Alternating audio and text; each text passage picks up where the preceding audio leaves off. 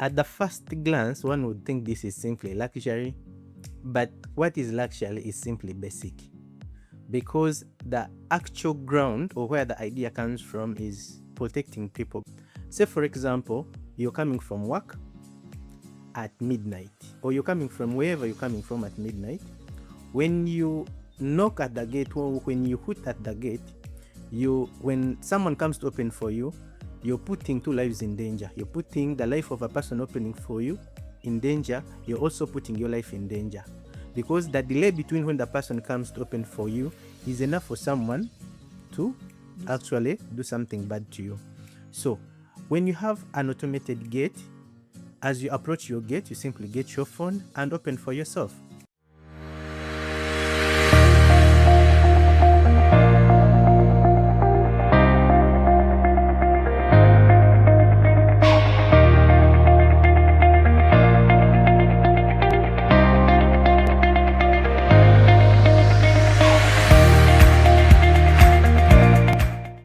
Hey, good people, how are you doing? Hey, entrepreneurs, hey, business owners, how are you doing? Welcome back to the podcast of Diaries of an Entrepreneur. So today I'm somewhere in Kampala, Uganda, to be particular in kyaliwajala, and I'm seated in what is called an experience center. I believe it's the first of it in Uganda. When I tell you that you people need to subscribe, it's because I'm bringing you experiences like this. So what basically where I am, it's a place where they say, Siri, sing for me, and it is singing for you. Siri, put down the curtains, and the curtains go down. Like, it's a whole place where they get to bring smart homes to life. So if you want to own a smart home, this is your podcast. Like, get your chair and just get a cup of coffee and tea, and we are going to be having the amazing Mpijika Daniel, the founder of LevTech Integrated. I think it's a company that basically deals with smart homes. He's going to be sharing with us everything we need to know about smart homes. Daniel, thank you for having us today. Thanks for coming. I love your place. I really love this place. It looks so beautiful. Thank you so much. Am I allowed to carry my belongings and stay here? No. You are not allowed to stay here, but you are allowed to experience the ambience, the convenience of what a smart home is, what a smart office is, and everything that pertains to smart living. Everything that pertains to smart living. But now, why do you want us to experience things that we're not going to? Because if someone told me to carry my belongings, I would even make a phone call and just want to come and And we just give you a jalibu for you to buy. Indeed, this is a jalibu. So for someone who is watching for the first time, they would want to know, who is Daniel Mpijika? And I mean, who is Daniel Mpijika? Daniel Mpijika, in relation to this, I'm a founder of redefining Concepts Limited. It's a security company. We basically do installation of CCTV cameras. We do installation of electric fences. We do installation of automated gates. We do installation of smart locks, access control systems, intruder alarms, quite a number of things, everything that relates to security that is assisted by technology to do its work.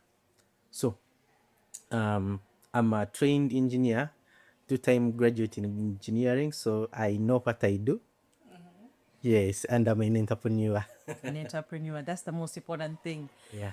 So, Daniel, we are in Africa. Me as an African, like the way I grew up, put on switches, remove the fridge. The evening, your mother will be telling you, put on draw the curtains. Like, we are used to the African way setting of doing things. So when you're telling me to sit in my bedroom and I'm telling, oh, Siri, close the curtains, put down the curtains. Like, it's not something that we as Africans can relate with. In the movies, we shall relate, but on the ground, it's so hard to relate with. What encouraged you? What was the mind behind this business, like Paul, you wanting to do smart homes in Africa and particularly in Uganda? Okay, now, at the first glance, one would think this is simply luxury, but what is luxury is simply basic. Because the actual ground or where the idea comes from is protecting people, because LevTech Integrated Systems is a subsidiary of redefining Concepts Limited, but LevTech Integrated System does automation. Now, say for example, you're coming from work at midnight, or you're coming from wherever you're coming from at midnight, when you knock at the gate, or when you hoot at the gate, when someone comes to open for you, you're putting two lives in danger. You're putting the life of a person opening for you in danger. You're also putting your life in danger, because the delay between when the person comes to open for you is enough for someone to actually do something bad to you. So when you have an automated gate, as you approach your gate, you simply get your phone and open for yourself. We also have other systems like intruder alarm systems that you can arm at the ease of your phone. So from that experience, we get to understand that these systems are needed because they're not very expensive. Nothing is expensive when it comes to protecting lives. Now, automated lights, convenience, advanced sound systems and music systems are additionals. But in the first place, what you're looking at is making security more convenient and easier to use. The second thing is, when you for example, when you arm your electric fence during the day, you're wasting energy, you're wasting power, and also putting lives of people at risk. But supposing your security electric fence is automated, then it will arm at a particular point in time, or you can arm it at the ease of your phone wherever you are. So it's not basically luxury, it's convenience in security. Hey, you know what just ran into my mind? You're taking up people's jobs. You're literally, the askari is no longer needed. If you say, if I come back at midnight, I don't need a maid in my home. Or it almost feels like I don't need a maid or a house manager in my home because Siri is there to assist me do a bit of these things. Do you feel like you're taking up people's jobs? No, we are not taking any jobs away, because taking jobs away would mean that people go home and sit. We're actually creating more jobs, because this is another field that people have to learn and skill up in. Because right now we need technicians who are able to install these systems. We need people who need to supervise and monitor these systems. Say, for example, you have a guard, you have helped them is the job, because a guard doesn't have to work hard for you to know that they have actually delivered. They don't have to open for you a gate at midnight for you to know that they have actually delivered. In fact, the gate will help you supervise them better, because they will see the gate opening and you driving through. If you find them sleeping, then you know that they're actually not doing the job. So that these security systems work hand in hand. Cameras themselves wouldn't be enough. You need an electric fence, you need an intruder alarm system, you need a dog. All these things can work hand in hand to give you top-notch security. Like, what measures are you putting in place? What are some of the things? Because, like I said, for us to adopt to having a smartphone, someone would think, like you said, people treat it as a luxury. Someone would be there, those things, bakolamu, beba ino bifuna, you're getting it. And that you explain to us that it's for my own good that I'm actually having this smart home. What are you doing to change the mindset of us, the people that look at this like, We shall give you time. You see, adjustment to changes that are brought in by technology is simply a matter of time. Whether you buy into it, whether you do not, time catches up with you and you have to buy into it. Because, say for example, it's not many years ago, the first the first smartphone came out in 2007. It's been a few years later and everyone has a smartphone. So whether you accept, whether you disagree or agree, this is something that eventually comes up. And I would want to implore people, schools, and institutions to actually buy into this. Integration is the future. Because, say, for example, these systems, I just want to draw it from the part of luxury to a part of convenience. Say, for example, if I said, Alexa, close the curtains. okay, Something like that. Very simple. You're in your bed, you don't have to open or close curtains. You understand? The curtains will open. Whether you're home or away, this home can manage itself. Turn on security lights when you're not there. Alert cameras will alert security cameras will alert security lights to turn on when there's an intruder. Cameras will arm the security alarm when there is an intruder. Lights will turn off when there's no one in the room. So you're saving energy. In the beginning, at installation, it might look expensive, but eventually you save on energy, you save on everything. And there's a convenience that comes with that. You understand? You see, a Vitis is a car, a Range Rover is a car. Both people get where they are going, but the air conditioning, the ambience, the shock absorbing, the convenience, the comfort is all different. So if you have your money, this is not expensive, this is not luxury, it is a necessity. Alexa, open curtains. Okay. Wow, guys, you need to be on set and enjoy these things. You're seeing how things are just working out themselves. Now, in a culture where we have a lot of load shedding, do services like this be affected? Yes. This is obviously powered by electricity. And one of the services that we provide, we are an all-round complete solution. We also do backup systems, power backup systems. So if power went off, you wouldn't know. That's also security and comfort. Dan, if I came to you, I'm building, right? Let me assume I'm building, and I've reached at that point of I've got my iron sheets or whatever it is. Well, At what point can you help me? Do you come in to make my home a smart home? Do I have to first finish painting? Do I have to? What are those services that now I have a home? I've reached at a certain point. I need these services. Levitate to come on board. At what point do you come on board? And what are some of the things that you can do to my house to make me the security, like you said, maybe comfortable, make me more lazy? Because this is run. This is empowering laziness. now, if you are thinking about building a home, before you even go to an architect, it's when you should come into me. Yes, because these provisions, yes, Wow. these provisions are the provisions for a smart home should be incorporated in a plan. You might not want to take up the smart home immediately, but we should create the provisions in the house such that whenever you're ready, it is easy for us to run cables and provide and make sure that a system sits in the home very perfectly well. So whenever you think about building, think about this first before you think about an architect. So for someone who has already built, I already have a home, I've built, but now, like you say, technology has come and I need to step up. Is the work any easier? Does it affect? Well, it can be done and done so easily if you have the money. But Because if you have the money, mgende yes. mukore. Now, not like that.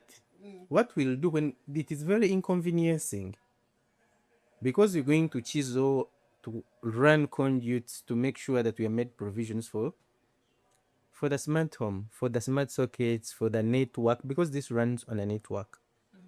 By the fact that you can turn off all your lights, arm your security alarm while you're away, arm your electric fence while you're away, open your gate remotely, we are talking about a network. You understand? So we need to create a network. We need to also look at your budget and know which devices we are going to use. Not that some are bad and some are good, but depending on what your budget is, then we choose which devices to use. Can this whole smart home experience be abused? Let me say maybe you have kids or you have a house manager, or don't I need to hire a house manager who is learned to a certain level? Can my kids abuse or spoil the whole system? Now, when you walk in this room, you would not tell that there is anything smart because everything looks as any other home. What is built within the walls is what determines that this is a smart home, because those are locks that cannot be manipulated or abused. There's no way to abuse it. Listens, takes in your commands, responds, and you are able to supervise home. Say, for example, you have kids at home. You don't know what they're watching, or you want to manage their screen time. A smart home will do that for you, because in your office, you can turn off the TV and tell them you're not watching TV until this time. Or you can set a reminder and say this TV will only turn on and the TV will only be active during the time you have set. Say for example, 5 p.m. to 6 p.m. is the only time the TV is going to be on. That's the only time it's going to be on. Oh. Yes. So as telling someone that a few years back, about 3 years back, Hisense, Toshiba, and Samsung started making TVs that once you plug into a socket, they come on immediately. You don't have to place a remote to turn it on. The TV comes on immediately. And people are like, when power goes and power comes back, I find my TV on. And it's very inconveniencing.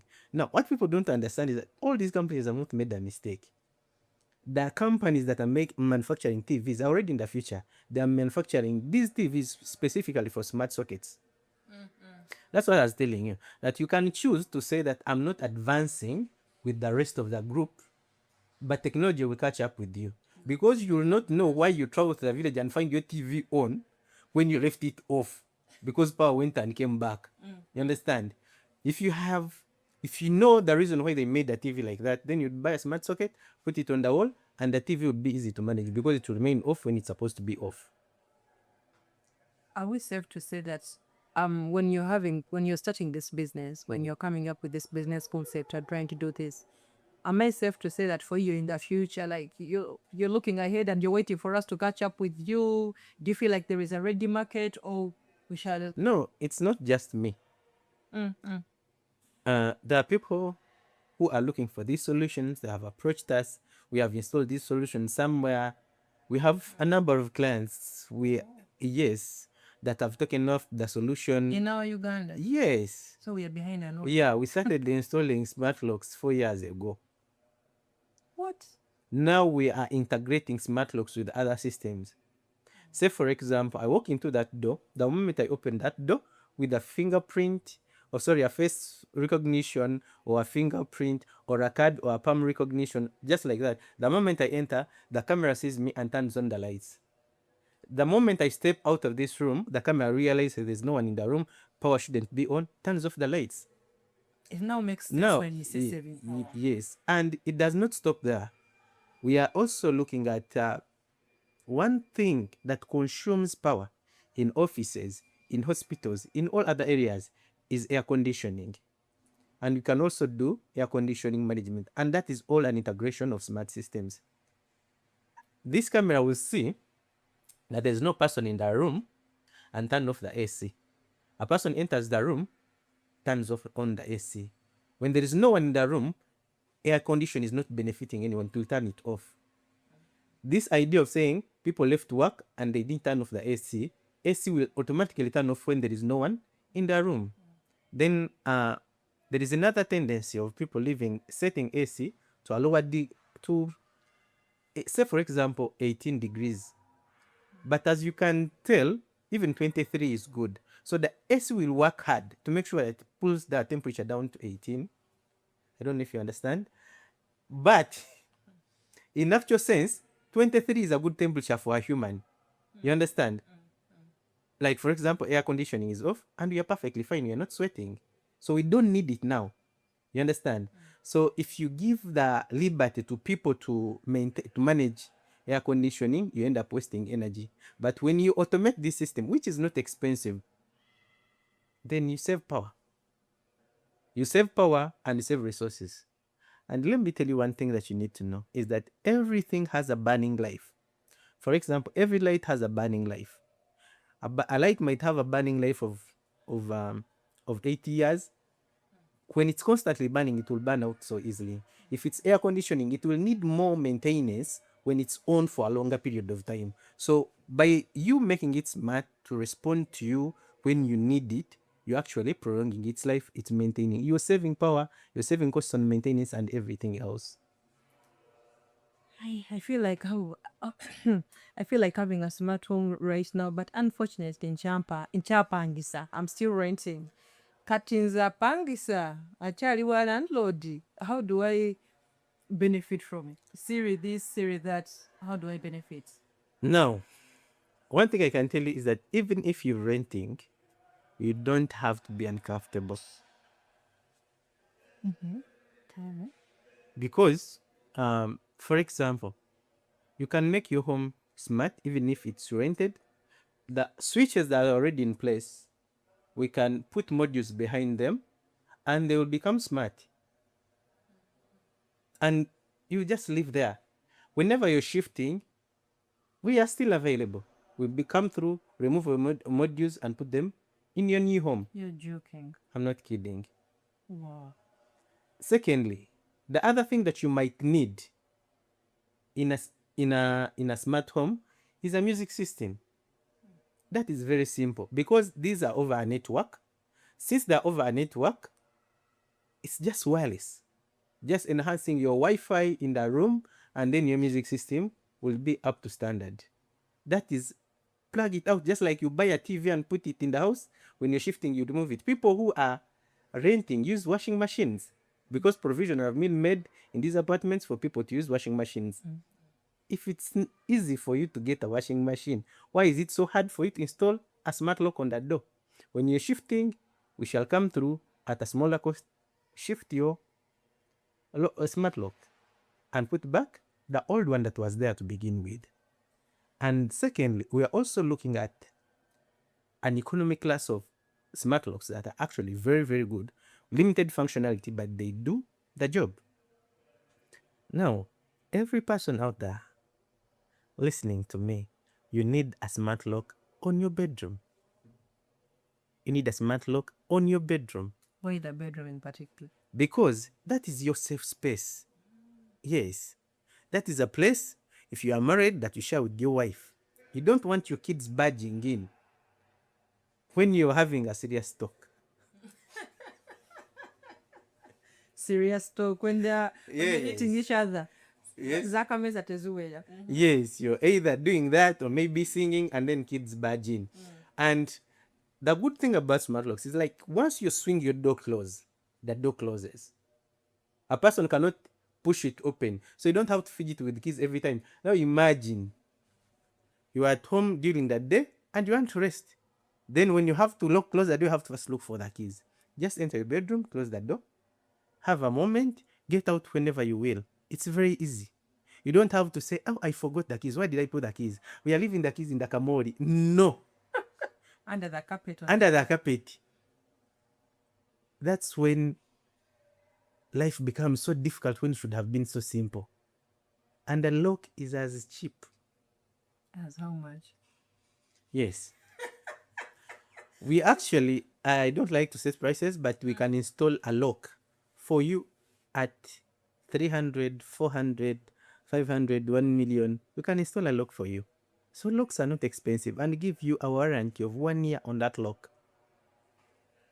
It is very, very convenient to use. It makes your life very easy. It makes your life very easy. You need a lock on your bedroom. You need a lock on your bedroom. It's very, very convenient. Swing your door closed and it's closed. You don't have to move around with keys. Your fingerprint is enough. And every time someone accesses your bedroom, you get a notification in your phone that someone actually opened the bedroom. Even when they have access, you get a notification. If someone bangs that door, it has a vibration center. It sends you an alarm, an alert that someone has touched the door. So my friends, what do you want? Guys, if you're there, I don't know if you're touched like me. Tuve mkweli, tuve muchi? Kwema, I don't know how they say that in English. Like, let us get out of our comfort zones and really get these smart homes, because I think I'm one of those people who used to think that a smart home is a luxury, like it's not a necessity. But come to think of it, I come back from work, I'm tired and I just want to sleep. There are days even you're there and you just want to rest for resting, and your kids are everywhere. Chook, opening that door, in, out. And you're like, why are you banging that door? I want to rest. But I can imagine I swing that door and sleep. So you come and be on that door and dance, and then no one is opening. Yes. Wow. You said you have markets for people Yes. who are already enjoying these products. If you don't really mind, but this is just also for learning purposes for someone who's out there, did you really struggle to get your first clients? People are actually out there looking for these solutions. Now, let me give you a scenario. you have an Airbnb, you have a custodian there that you pay, and they get a certain client inside the premises, they use the premises, you're not aware, they never pay you the money. This is what this solution does for you. You install a smart lock at your door. Generate, when you have a client coming through, you go to your phone, you generate a pin, you send it to them on WhatsApp, and you time it to expire tomorrow, the following day, at the checkout time. When this client gets to the door, you just have to send them a pin, an address pin, like a Google pin, and then this password for the lock. When they get there, they know the room number, they just walk there. You understand? When they walk there, they just put the pin, and you get a notification that they have entered. When they don't check out at the time they are supposed to check out, that pin will expire. When they step out, they won't be able to step in unless they pay for an extra day. Secondly, one thing you need to understand is these locks, once you have installed it, there are no management costs. You're not going to have any management costs. We install and go. Call us back when there's an issue and we shall sort it for free, because we trust the quality of what we are giving out. So that's the convenience that a smart home gives you. You don't, and there's this, the time lag also reduces the rating of your service. Client gets to the premises and the custodian is not there, and then you have first call for keys, and then the custodian comes with 1,000 keys and they have to pick this first key. It is all a mess.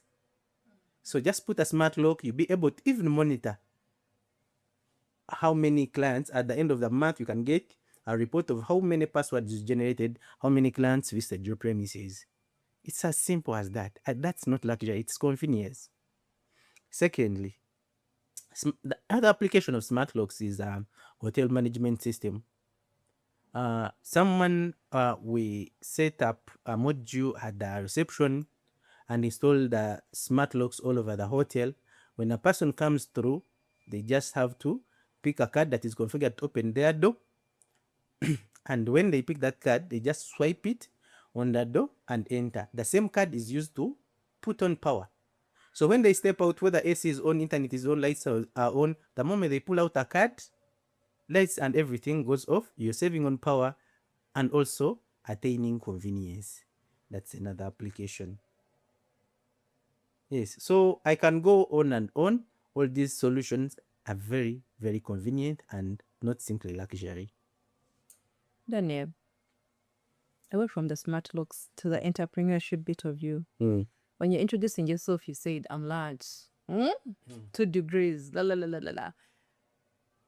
From the engineering concept, that from the degrees that you did, the school, did you ever know that you would end up doing what you're doing today? Was it a passion? Did you just you could be in the what engineering course did you do? I did automotive engineering, later on industrial engineering and management.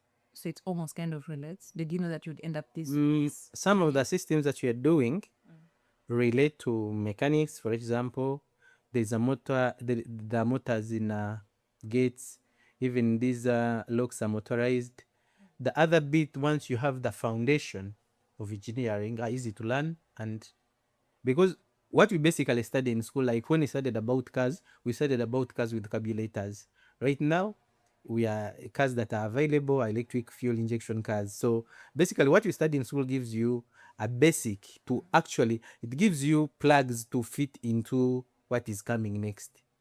Yes, that's basically it. So I didn't know I would end up here, but here I am. Do you love do you love where you are? Do you love the journey? Yes. Do you love the way do you love the current course of life? Yes. It has some challenges. Can we talk about a little bit? Okay, what challenges have you found in your field as an entrepreneur, as a business owner? What are the major challenges that you found in your field? As a business owner, getting the right human resource is a very, very huge challenge. It's actually harder than getting capital. Talk about it. Yes. Getting the best human resource is way harder than getting capital for a business. And also scripting out or sorting out the right target market is also a challenge. How to reach the target market is also another challenge. And then determining what's the best technology for people to use in at a particular level, because what you're looking at the cost and quality. You know, if you have to get something of quality yet cheap, because the technology is new, such that people buy into it so easily. So it means that the functionality will reduce a little bit. It might not match the functionality in USA, because people can afford the technology is readily available. The things are manufactured from there, so taxes are a little bit lower. So for us, you just, and then you also have to train on how to install. Like before I get to sell a system, I have to have used it for 1 year as a person. Yes. 1 year is a long time. Yes. So I have had the smart lock on my bedroom for the last 2 years. I have used cameras way before I started installing cameras. So for the most part, the technologies that you have to test before you sell to people. Technology changes. You wake up, you sleep when it is this, tomorrow it is this. Like things are changing. Yes. And you're in a field where also you're supposed to keep up with the change. This has come up. How do you do that? Because I can imagine today you brought cameras that see in the east, then tomorrow they bring cameras that see in the west, there the next day cameras are looking. How do you do that? Right now, what is happening with especially AI, not a lot is changing in hardware, because once the manufacturer makes an item, for example a camera, it also has a firmware version. So as long as it can connect to internet, it is subject to an upgrade. So the upgrade is a software upgrade. It's not merely a change in hardware. Say for example, the cameras that we installed 4 years ago, and all they could do at that time was human detection, vehicle detection. But when a year passes and there's a new firmware and you upgrade, you find this camera has now can do pet detection. As long as you upgrade. Yes. The following year, when they upgrade it, you just go to your phone and upgrade it. It has package identifier detection. The following year, it has loitering detection. Each time they bring that upgrade thing, Yes. I put cancer. I never. So I'm just learning. I never. yes, I'm thinking, what are we upgrading? So I always put that. you're already thing. comfortable with what you have. Like I mean, I can see that the cameras I can see. Yes. So me, I didn't know that you keep advancing and Yes. advancing and advancing. Yes. That's amazing, guys. There is so much to learn. I think we should invite Daniel over and over and over again. Have you been employed before? Yes, I have. If you've been employed, why are you here? Like, if you've been employed, then why are you selling? Okay, tell us, how did you transition from employment? What are the challenges you found there for you to now be like, you know what, let me go on the street. I do this whole live tech thing. Yeah. So I have worked one serious job in my career, and God appointed me for another role, which is this one. So, however much I am self-employed, but I believe that I'm a steward of a kingdom. So I'm serving God's people, and I don't know how to put this very well, but all I can tell you is that this is self-employment. However much it's self-employment, I'm also accountable to God. So I'm It's a serving form God. of ministry. I'm an employee of God. Yes. You're an employee of God, you're doing an ministry. employee of God, not an employee of God. I like I'm an employee of God. So I'm doing God's work. He's my employer. He has handed me this company to run it on his behalf, and that's what I'm doing. So I'm still in employment. So you're building a kingdom business. Yes. So each time I'm talking to entrepreneurs who know God and they can relate with the ministry and the kingdom business, as you're installing for us smart locks and giving us all these smart locks, as you're giving us smart homes for us to live in, how do you think that God is using you, the entrepreneur? Because I keep telling people, like, for example, in my field of work, like I'm into money lending and business financing. But each time I'm giving out money, I don't just give out money for the sake of giving out money. number one, I always go to the depth of, is this business actually functional? Is it working? How much are you in debt? And at times I even tell people, who are saying, let us first streamline your finances, because I believe I need to also align God's people, because you're not supposed to be in debt. You're supposed to lend to nations. So if you're constantly borrowing, then there is a challenge there. So I feel like that's how I do my ministry. Like, I help people align their businesses and finances. So for you, when you're giving us smart locks, what part of God's ministry and what do you feel like you're doing for us? One thing that I look at, the quality of our work stems from one point, and that is a blessing.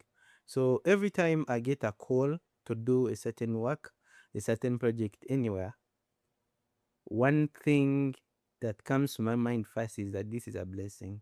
It's an answered prayer. There's one thing called self-sabotage. When you don't do your work well, because my accountability is to God, not to man. Even to the client that I'm serving them, and my accountability is to God, not to man. Because that is a blessing that has come to you. So when God sends you a blessing and you stand in its way by doing that work wrong, you know, like God has sent a blessing. God is doing his work. He has sent you a blessing, and then you stand in its way. You're stopping God from doing his work. And the Bible says that he level hills and mountains. Don't be that mountain. So I don't like to be a mountain that stands between God and his blessing and delivering his blessing. Because God, you self-sabotaging basically when you do your work wrong, because he has sent you a blessing, a prayer that you've been praying that a job comes through, and then the job comes through, I don't do it right. When you don't do it right, you are basically stopping God from delivering the blessing. Because this blessing, for example, God gives you a blessing of a client tells another client, that is a blessing of God multiplying. You understand? So when you stand in the way of it, because now if you do funny work for this client, then the blessing does not multiply. And God believes that everything, every seed that God gives should multiply. So when it's not multiplying, you're standing in its way. So you're stopping him from doing his work. And imagine being a mountain or a stumbling block in God's way. So that's, and then your business becomes stagnant, and you're saying you don't get clients yet, because yet you're self-sabotaging by pure quality. Because I don't believe in coincidences, that maybe someone told someone that this guy does cameras, and then the person eventually calls you to give me a job. We've worked for people. Someone tells you, I have a cousin, or I have a friend who does the same thing. But something tells me I should give the job. I don't know what I'm going to do for this person when they see me. When they see cameras in my compound, what am I going to tell them? In my heart, I say God is using you. You're listening to the right voice, so don't beat up yourself.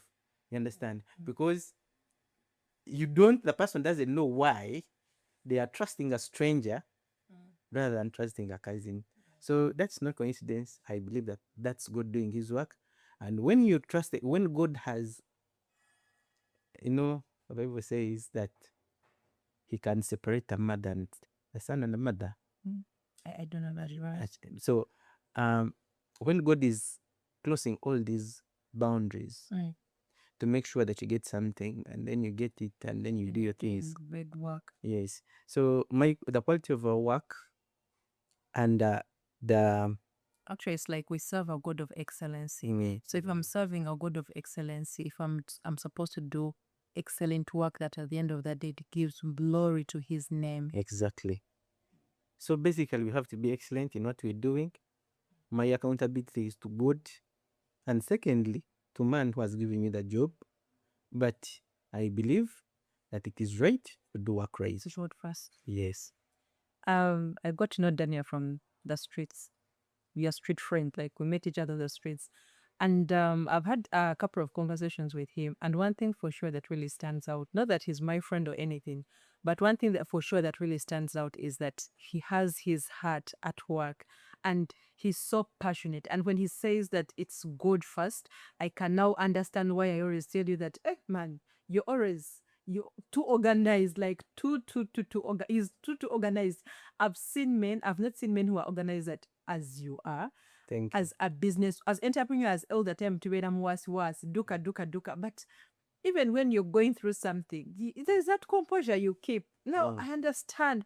For the time I've known you, I don't think I've ever had you talk about God and give God reference that much. And it takes me back to a story that I had some time back with you when you're telling me how you installed your very first cameras. Yes. So when you say it is ministry, maybe you could tell people how you did your first, how you started even doing cameras, because it was not something that you thought you'd do, but you eventually did. So maybe someone would want to hear that story of how you ended up doing cameras. So the story is a long one, but I'll go to details of it.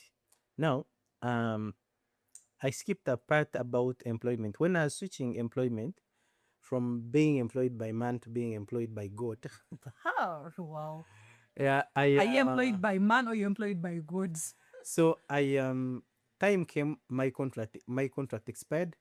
I renewed it, but I had made a prayer to God that June I should resign. I should get another job. I didn't tell God that I needed to resign, but the moment I signed a contract, I I told myself that 3 years later I had to change, get a better job, and I usually play that prayer. So time came, June came, but before June, when they brought the contracts for the next contract in April, I signed it. Just to be safe. Just to be safe. So I trusted I didn't trust God to deliver in June. So when June came, like about, I think it was 22nd, my contract expired on 21st, and on 22nd, something came up and the job vanished. It didn't vanish, but I was there and I was forced to resign in September. But I wasn't working for a period between June and September. Not that I had done something bad. I even have my service certificate, so there's nothing bad that I did. But something came up and I willfully resigned. Not that I was forced. I was forced by my conviction to resign. Values. Yeah, my values to resign. So when I resigned, I thought about it. How be it that the day I signed my contract, 3 years later, is that day that these things started to happen. So I realized I first tried doing certain things, and my wife told me, I think God has answered your prayer. You just have to listen more clearly. Because you see, if I get this phone and say I've given you this phone, by laws of ownership, it has become your phone. If I say I'm giving you a gift of a phone, I've given it to you, but if you don't pick it from my hand, it's in my it's not mine. It's Yeah, yours, but it's not transferred. yes. So you don't have it, but it's yours. You get? So sometimes we don't pick what God has given. Because I think in that June, God had actually given me another job, but hasn't listening. Spiritually, your ears, your ears are not spiritually awake. Has not listening to God. Because the prayer was very perfect. Because even when I got that job, I told God I needed a job. And God gave me a job. Right at the time, the day that I asked God to give me a job is the same day He gave me a job. So, and I think for the second time, I wasn't just very keen because maybe I had options. Because my contract had been renewed. So my mind was not deep. So to actually hear God and know that He had actually assigned me another assignment. So over time, I stayed as a registered employee. I wasn't working, but I was getting paid. So I had to sit home from June to September. I was getting my salary and on time, but I wasn't working. So in September, I had to let go of a job that was paying me even when I was not working, because I felt that it was an important step to take such that I could move on. So I did take that step. I called the HR, I told them I was going to resign. And I think that's the news they are willing to listen to. So I resigned and I stopped. And then I started listening to God, and the opportunity came through. So one time, once I was somewhere and someone tells me, "You're an engineer, can't you do this?" I was like, "I'm an engineer, why can't I do it?" I've never watched a YouTube video or a tutorial to do what I do. It comes to me naturally. That's why I can do something that no one has done here and do it perfectly well, Divine. because it is not, it is not, it's not something I'm forcing.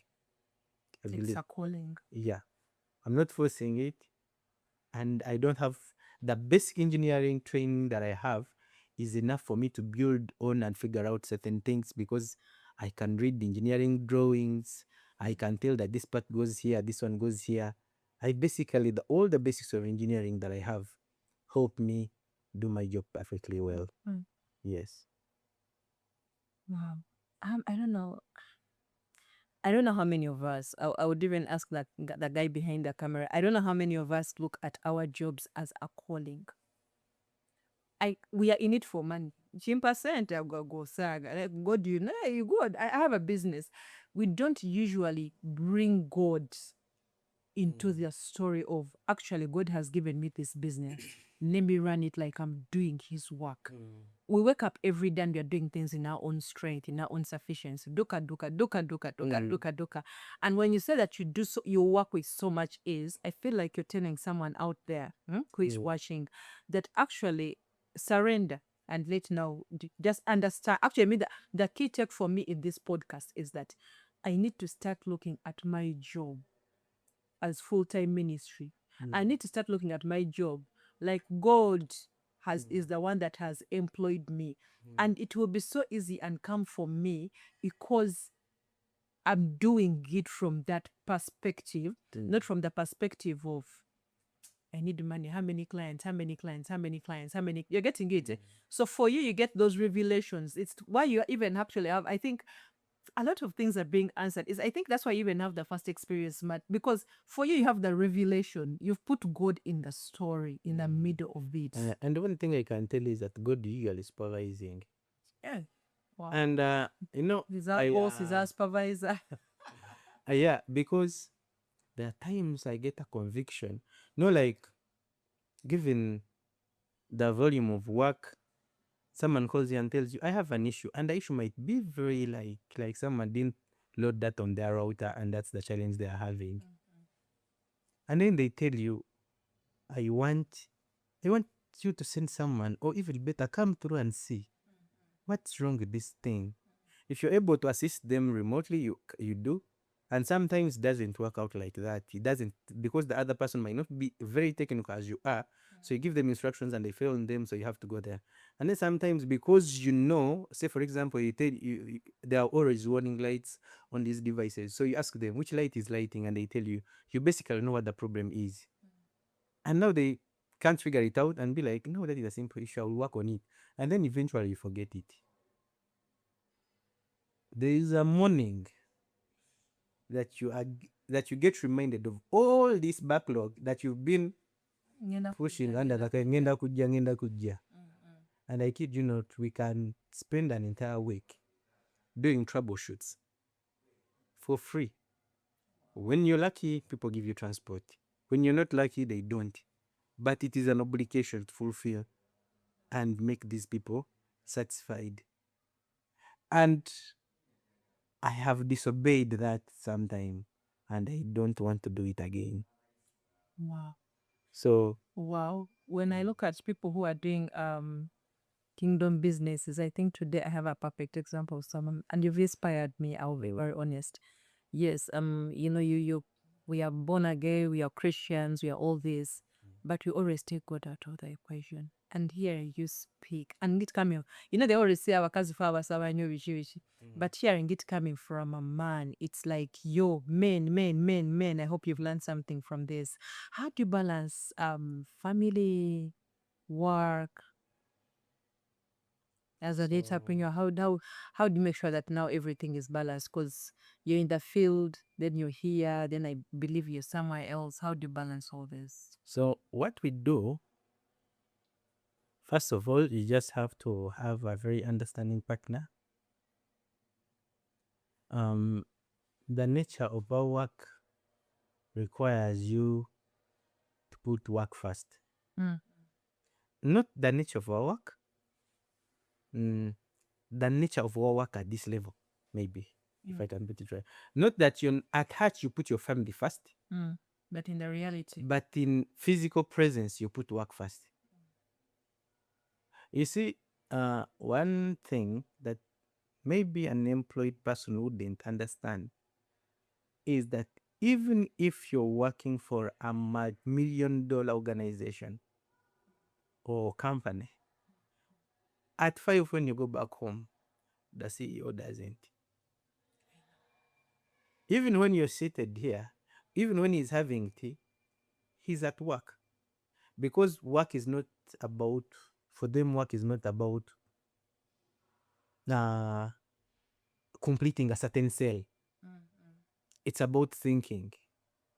You understand? You're thinking the next move, how to get the next client, how to run a new product, how to run a new service. So there is when you come self-employment, you don't have days off.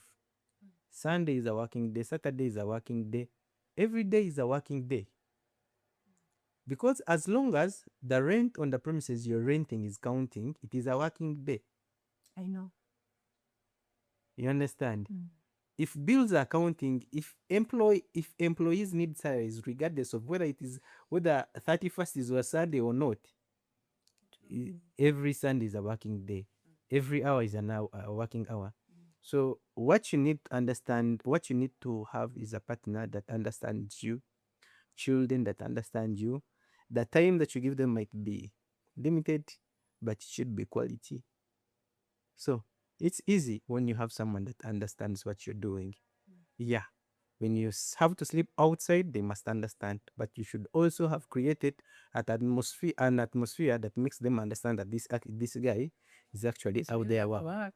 is actually there working.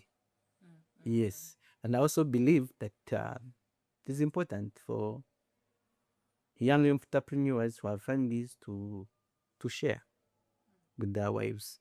You can't be like, I'm doing this, I'm working on a certain project, and my wife doesn't know. It is a wrong thing. Because there you have not been, you are not accountable. You need to have someone to hold you to accountability. So you have to report to them whatever you're doing. Because speaking about that, as men, you want to do your things as you. I'm a man, I'm doing Sintizang, I'm doing things for me and me. At times even tell us I'm working for my work and kids. But the people you're working for, actually, men work so, I don't know why. Even the women work in secret, but men, you work so much in secret. You don't want to know how much your wife, don't want your wife to know how much you're earning. You just want to do things in your munguku too. What advice do you give to the men who are always out there doing the things in kukutu? Like always Now, kukutu, kukutu, kukutu. that it depends on a wife.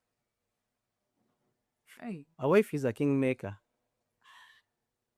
So you can make a king who conceals, or you can make a king who reveals. So depending on how you respond to information when you've been given this information, determine whether you get more information or not. If a man tells you we have a million coming through, and then all of a sudden your hair needs a change of, all of a sudden you have nail, all of a sudden your problems come up. All the Then- children at home, they need Yes. a mother in the village needs. Yes. So the man is going to be defensive. He's going to try to protect because you're not looking. It sort of feels like you're not moving the same direction. The vision Yes. is not fair for And they say two cannot go far unless they agree. So you have to know, you have to make your person, if you're recipient to information as he wants you to receive it, then he'll give you the information. Yes. Then there are other men who have been built up to know that a wife is a wife and a subject in that kingdom, not a queen. So for them, they feel that they don't have to reveal that information. They have to do that thing. But you cannot say you're doing something, because eventually you cannot eat I can only eat one plate of food that day. You understand? Mm. Mm. And you can only sleep in one bed at a time. So even if you accumulated all the wealth in the universe, there is a maximum amount you can take. You understand? They say heart of a man is like an abyss. It can never get full. So it's your heart that is longing for more. It's your heart that is greedy. It's not like if you conceal 100 million in a certain account, there is no other satisfaction that you get. Am You I safe understand? to say, Iris, as business owners, when you're doing a business, is it more of impact over money, or it's money over impact? When you bring that up, it takes me back to that question. Would you rather impact more homes, more families, or would you rather get more money? Impact is long term, money is short term. Because when you're looking at money, if your driving goal is money, you cannot go far. Mm. Yeah, because you're looking at getting more profit than delivering more quality. So it means in the short term, well, you'll be getting a chunk. But in the long run, you're losing out. You're losing out because you're not sustainable. Your work is not up to standard. So you're trying to squeeze the other person or the person you're serving such that you get more. So, and it should be a balanced scale. You deliver and gain, the other person also delivers, receives a service and gains. You understand? So it's a balanced scale. Everyone gets, it's a transaction. Everyone gets what they wanted in that transaction. But when you tilt the scale, and the Bible says that God hates a tilted scale. So when you tilt the scale, you're cheating the customer. You assume, okay, let's put it in this perspective. There are people who place a finger on a weighing scale. You understand? And give you less meat, it's not, it's actually the scale is reading 1 kg, but more weight is being put by a finger they are holding on to. You understand? So you have cheated that client if you don't deliver, because you're supposed to gain and they're also supposed to gain. So when that scale does not balance, you have cheated them. You have cheated them. And when you cheat them and you are a steward, you have also cheated God. So that is it. So I believe impact and money are all important, but it should be balanced. It's nothing over nothing. It's both impact and money. You need to get money and also impact. Guys, it's been an amazing time here at our I don't know, at the Live Tech Experience Center. I don't want to go back home, but good things also come to an end. And I think we are coming to the end of this podcast. If someone was to take one thing out from this podcast, what would it be? If they were to take one lesson from this podcast, what would it be? So, well, I don't know how we ended up discussing what we've been discussing. It's supposed to discuss no, smart homes. No, smart homes, but you see, with entrepreneurship, we cut across. You're getting it? Yes. Like, we are talking about God. Mm. And like we said, what we are doing is ministry. So we are talking about smart homes, and then God is like, also, because I'm sure, like for me, I'm going to be very honest. My key takeaway from this podcast is that if I want to go far, God has to be in the mid. I've always known, but it's like I can't remind if I'm to get that revelation of, because what you're running for you're 5 years ahead of us, whether we want it or do not want it. At one point, we shall all be your clients. But you cannot do that without God. So there is an entrepreneur also who has learned from this podcast today that whether they want it or not, God has to be. So it's God using you to speak to these people in a way that, yes, we are discussing smart ones, but do not forget that also the center of it all. So the conversation is all good. So do not say, how did we end up here? What is the Holy Spirit is a ministers. So now, what one key takeaway is the change is coming. Embrace it. Embrace it regardless of how expensive it is. It gets cheaper over time, because one thing that you need to understand is that there's something being costly and there's something being expensive. These solutions are costly but not expensive. Expensive means it's been overpriced. You understand? Costly means it takes a chunk of money from you, but then delivers it's worth it. So, and for God's sake, these things are not expensive. They are very affordable. If you get us to install for you, you're going to love what you're going to get. That's why we give 1 year warranty on products that we install for ourselves, and also give a limited warranty of 3 months on products that we just sell out. So come through, be open to this new technology, embrace it, because in future it's going to be the only option that you have. Right now, if someone sent you out to buy a CD, you'll not find one. If someone sent you to buy a cassette, you would not find one. You understand? Yes. So right now, what we need to embrace is what is available, because the technology will completely phase out what we have already embraced. So you have to, in this changing world, you have to be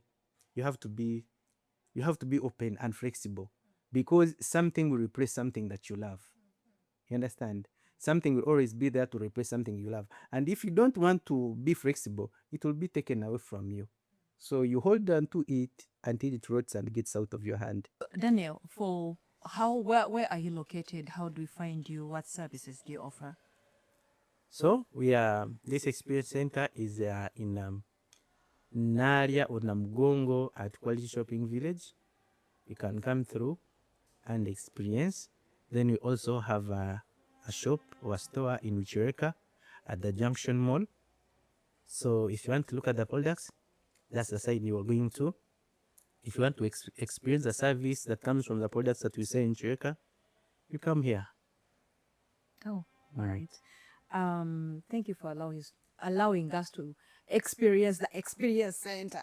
Yeah. I always give my guests a chance to ask me just one random question as we close the podcast. Just one, anything random. Yeah, so it's your turn to ask me just one random question. What are you buying from us? I love that. Now, the bedroom, I sleep the medicated, so I cannot take, if I take the smart lock, I'm going to look around and I will tell you what I'm taking from here. I need to first look around and really understand exactly what, because there is a variety of products, so I would want to, maybe cameras for my office. Can you make my office a smart office? Yes, we can. How? Just ask. Shall come through and help you with that. You help me with it. Yes. And lastly, as we talk about products and services that we offer, I'm going to list a few things that are actually very important and not luxurious. And let this be an actual final takeaway. In modern living, everyone is using gas to cook. Yes. Gas is a weapon. Not because it's flammable, and it can actually cause harm to an entire household. We have gas leak sensors. Say, for example, I know some of you out there stop your maids from using gas because you know the danger that there is in that. If we install a gas sensor in your kitchen, the moment gas is being unburnt and the valve is open, you'll get an alarm on your phone that gas is open. You simply call home and tell them, you know what, turn off the gas. Is that luxury? Secondly, you have an office as a CEO. You don't want anyone to step in. You understand? And there's nothing much you do in your office, so what you have to clean is simply dust that comes under people's shoes. You get a robot, a small robot. It's less than $1 million. So you time it and put it in a corner. When you close at work at 10, when no one is there, it will go around, sweep and mop and go back to its place. Wow. So no one has to step in your office and read documents they don't have to read. You understand? Wow. So your office becomes a no-go zone when you're not there, and it is perfectly safe with a smart lock. You understand? You have a door that you would want to know if someone touched or not. We have vibration sensors and door sensors. This is all not luxury. It is safety and security. And lastly, I do not know why you do not have a camera in your kitchen, because that is called a powerhouse. It's a generator. It's where your food comes from. You need the camera there. You need to know what you're eating. You understand? You want to know what they have cooked. You understand? So you need the camera there. So this is not luxury, it's something that you need. This camera has two-way audio, so you can hear what people are saying. You understand? And you can actually communicate back to them to make sure that they know that you're actually watching them, and then they'll do the right thing. You need a camera in your living room. You need a camera in a place where kids are playing from. So it is important that you take on these things. It's not luxury, it is necessity. There are very many other systems that there are water leak sensors. All of them are compatible. And the reason you have a smartphone, that iPhone 15, 17, 7, that you're not utilizing it fully, yet you bought it for a lot of money. All these things are compatible and can be accessed through your phone that you bought with a lot of money, but you're not utilizing it. You understand? You bought a phone for 7 million and you're only using 20%. That is calling, TikTok, and WhatsApp. And the phone is yet supposed to do more. Wow. If I have 40 acres of land, how can you? And I want to see my 40 acres of land. I'm in the US. I'm in America. I want to graze online. Is it possible? It is possible. It is possible. You cannot graze online. You can supervise those who are grazing online. Okay. Yes, because when you graze online, things happen. So we can install cameras for you. There are standalone systems that you can put on a farm for you to graze. We also do electric fence installations for bigger, huge farms. For animals, we can do an electric fence installation for that. Are my animals safe? Yes, they are safe. It is specifically designed for animals. It won't do anyhow.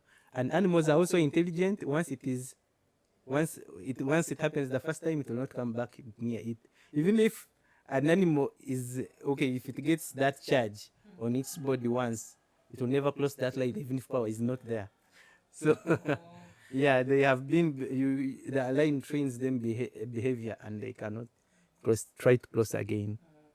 Thank you so much, Daniel, for having us. It was really such a pleasure. And for me, it's been a lot of learning. And I believe the people that are watching there, it's been a lot of learning. Until next time, please, guys, don't forget to subscribe, Diaries of an Entrepreneur, so that you get such insightful knowledge like our friend here just shared. Behind the camera, we have the one and only, the lens doctor, Enoch himself. So if you're out there, you have a function and you would want to Bobo mukulu ngoyagala cameraman, ngoyagala videographer, all those things for your business. Those what are they called? Reels. I think they're called reels for your business. Don't be stuck. The number is there in the bio. Just reach out to him. Until next time. Bye bye.